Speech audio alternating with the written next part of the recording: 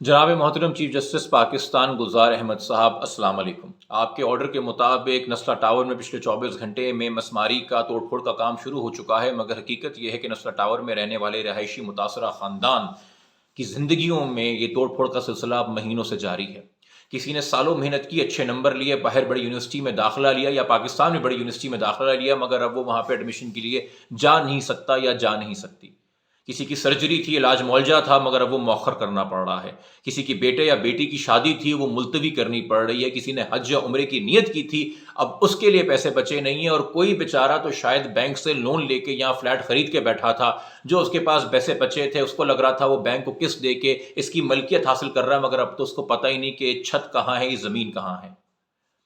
घर का मालिक होते हुए लोग बेघर हो गए।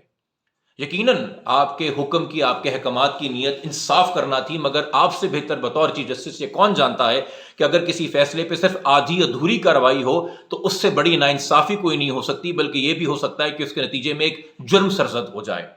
आपके अहकामात के दो पहलू हैं, गिराना और बसाना। औरंगी नाला हो, गुज्जर नाला हो, हाजी लीमू गोट हो, महमूदाबाद हो, वहां पे गिराने के पहलू पे अमल हुआ। 1 साल तक आप पेशियां भुगतते रहे, 1 साल तक आप पेशियों पे कॉल करते रहे, तमाम तरफ वफाकी सूबाई शहरी हुकूमत के लोग आते रहे, बड़े अफसर आते रहे और कहते रहे सर अभी गिरा रहे हैं, थोड़ा टाइम दे दीजिए, मिसमारी जा रही है, फौरन कार्रवाई हो रही है। मगर जब बसाने का पहलू आया तो 1 साल बाद आपके सामने आके कह रहे हैं कि हमारे पास बसाने के फंड्स नहीं हैं। तो एक अंधेर नगरी में, एक काले कुएं के अंदर जो है हजारों खानदान को धकेल दिया गया, and there is no light at the end of the tunnel. महीनों बैठ इंतजार करना है, सालों इंतजार करना है, पैसे किस्तों में मिलेंगे या एक साथ मिलेंगे, वो घर जहां पे बसाया जाएगा वहां पे पानी बिजली गैस भी मुहैया होगा कि नहीं होगा, और वहां पे जहां पे हम नौकरियां करते थे वो जगह कितनी दूर होगी, ये सब इससे रिलेटेड है। और इस चीज को जहन में रखिए कि पिछले साल से लेके अब तक कोविड हो, हीट वेव हो, बारिशें हो, मानसून हो, सर्दी हो, गर्मी हो, हजारों खानदान ने यह मुश्किल वक्त अपने टूटे हुए घरों के मलबे पे गुजारा है। और अब नस्ला टावर वाले सोच रहे हैं कि वो कहां जाएं। एक मिडिल क्लास फैमिली के पास जो अर्निंग्स होती हैं किसी बड़े फ्यूचर में इन्वेस्टमेंट के लिए, अपने औलाद की फ्यूचर में इन्वेस्टमेंट के लिए, अपने आप को फाइनेंशियल सिक्योर करने के लिए, वो सब उड़ गई है और वो घरों के किरायों में, डिपॉजिट्स में देने में जा रही है। बॉटल नेक में और फाइनेंशियल क्रंच के अंदर खानदान आ गए हैं। और मैं तंज नहीं कर रहा, सिर्फ डेस्परेशन हाईलाइट कर रहा हूं कि चीफ जस्टिस साहब, अगर फिलहाल आप कुछ नहीं, सिर्फ अपने 1 महीने तनख्वाह जितनी रकम हर खानदान को पहुंचा दें सिंध हुकूमत के जरिए, तो बाखुदा इनका 1 साल का किसी फ्लैट का रेंट निकल आएगा। ये इस प्रेशर से आजाद हो जाएंगे। लोग जहनी दबाव में आ रहे हैं, दिल के आर्जे में या किसी जहनी बीमारी में मुब्तला हो रहे हैं, डिप्रेशन में जा रहे हैं, और एक अंधेर नगरी की कैफियत हर जगह है, एक अंधे कुएं की कैफियत हर जगह है। आपके अहकामात हैं, आपके अहकामात पूरे ना हो तो अदालत की तौहीन है, अहकामात की तौहीन है, कंटेम्प्ट है। गिराने के पहलू पे अगर अमल हो रहा है तो बसाने के पहलू पे अमल दरामद कराना भी आपसे बेहतर कौन जानता है, आपका फर्ज है।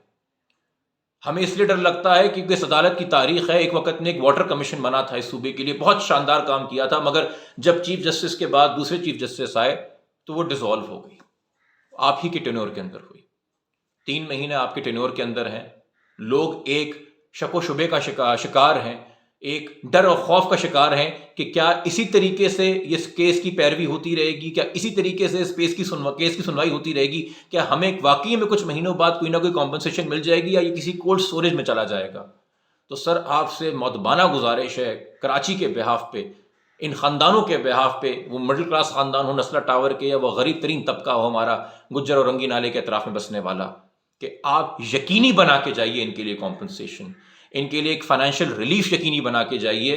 अगर मलिक रियाज को 16,500 एकड़ रेगुलराइज करा के इसी कराची में मलीर में रिलीफ मिल सकता है, अगर वजीर आजम की बनी गाला में सैकड़ों कनालों पे बनी हुई प्रॉपर्टी की एक ईंट नहीं गिरती और उनको रेगुलराइज करने का रिलीफ मिल सकता है, तो ये भी उतने ही पाकिस्तानी हैं।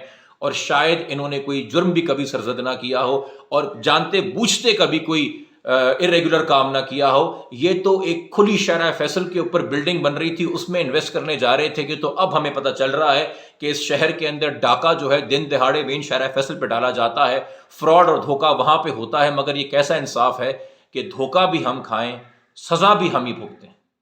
तो आपसे मोतबाना गुजारिश है इन खानदानों के लिए कोई रिलीफ का एहतमाम कीजिए, फौरी कीजिए। शुक्रिया।